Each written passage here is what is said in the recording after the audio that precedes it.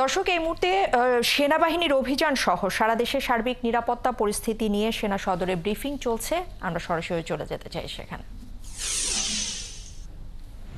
টাকা চেয়েছে, বাট আমাদের পেট্রোল চলমান আছে।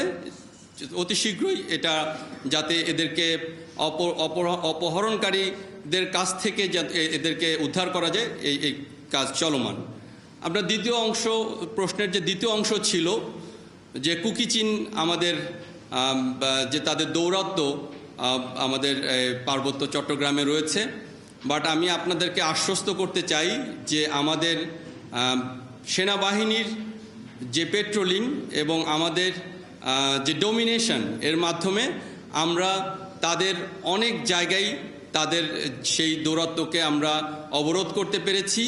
এবং আপনারা জেনে আনন্দিত হবেন যে আমরা গতকালকেও দুইটি ক্যাম্প, কুকি চীনের দুইটি ক্যাম্প আমরা ধ্বংস করেছি। তাদের যে আস্তানা বা তাদের যে ওয়াটার পয়েন্ট এগুলো ধ্বংস করেছি।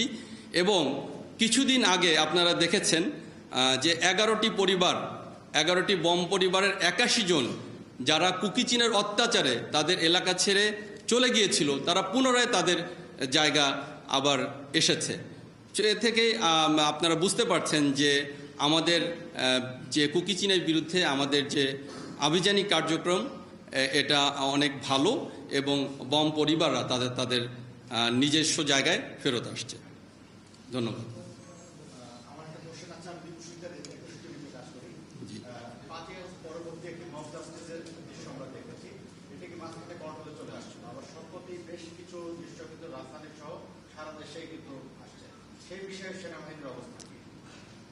শুধু মব জাস্টিস না, মনে করেন যে কোনো ধরনের চাঁদাবাজি, চুরি বা রাহাজানি, হত্যা, এগুলো আগের থেকে অনেক কমে এসছে।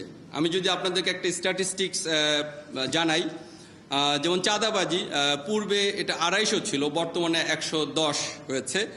চুরির ঘটনা এর আগে আমরা অন অ্যান অ্যাভারেজ 850-এর মতো হতো, এখন এটা 600-র নিচে নেমে এসছে। এবং হত্যা আগে 350-এর মতো ছিল, এখন এটা 120-এ এসছে। তো আমরা আমাদের কর্মতৎপরতা আমরা জারি রেখেছি এবং আমরা এর জন্য বেশ কিছু হটস্পট আমরা চিহ্নিত করেছি এবং এই হটস্পটগুলো আমরা সার্বক্ষণিক 24/7 নজরদারির আয়ত্তে নিয়ে এসেছি এবং এভাবে। দর্শক, সারা দেশের সার্বিক নিরাপত্তা পরিস্থিতি নিয়ে সেনা সদরে ব্রিফিং চলছে, দেখছিলেন এর সরাসরি সম্প্রচার।